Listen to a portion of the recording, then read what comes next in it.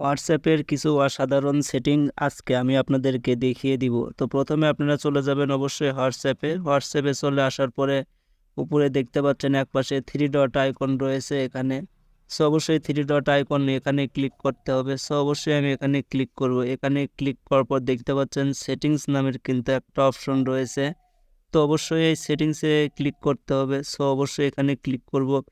এখানে ক্লিক করার পর দেখতে পাচ্ছেন প্রাইভেসি নামের কিন্তু একটা অপশন রয়েছে।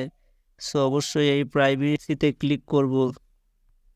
তো এখানে ক্লিক করার পর অবশ্যই স্ক্রল ডাউন করে কিন্তু নিচে চলে আসব। নিচে চলে আসার পরে এখানে দেখতে পাচ্ছেন ফিঙ্গারপ্রিন্ট লক, অবশ্যই এখানে ক্লিক করে দিব।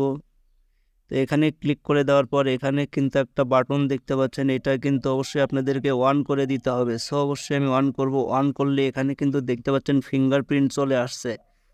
তো এখান থেকে ফিঙ্গারপ্রিন্টটা দিয়ে দিবেন। এই ফিঙ্গারপ্রিন্ট দিয়ে দিলে কেউ আপনার হোয়াটসঅ্যাপে প্রবেশ করতে চাইলে ফিঙ্গারপ্রিন্ট চাবে। তো অবশ্যই এখান থেকে ব্যাক চলে আসব। এখানে দেখতে পাচ্ছেন আর নোটিফিকেশন নামের কিন্তু একটা অপশন রয়েছে। সো অবশ্যই নোটিফিকেশনে ক্লিক করব। তো ক্লিক করার পর এখানে কিন্তু দুইটা অপশন রয়েছে। প্রথম যে অপশনটা রয়েছে এটা কিন্তু আপনাদের অফ থাকলে অবশ্যই অন করে দিবেন। এটা অফ করে দিলে যদি আপনি কারোর সাথে আপনার হোয়াটসঅ্যাপ অ্যাকাউন্টে চ্যাটিং করে থাকেন তাহলে কিন্তু প্রথম লিস্টে আসবে। নিচের যে রিয়াকশন নোটিফিকেশন আরেকটা অপশন রয়েছে, এটাও কিন্তু চাইলে অন করে দিতে পারেন।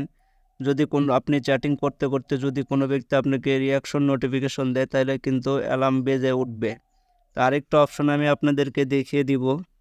এখানে দেখতে পাচ্ছেন স্টোরেজ অ্যান্ড ডাটা, অবশ্যই এখানে ক্লিক করব। সো অবশ্যই এখানে ক্লিক করব। এখানে ক্লিক করার পর দেখতে পাচ্ছেন হোয়েন ইউজিং মোবাইল ডাটা, এখানে কিন্তু ক্লিক করব। সো অবশ্যই এখানে ক্লিক করব। এখানে ক্লিক করার পর দেখতে পাচ্ছেন অনেকগুলো কিন্তু অপশন রয়েছে এখানে।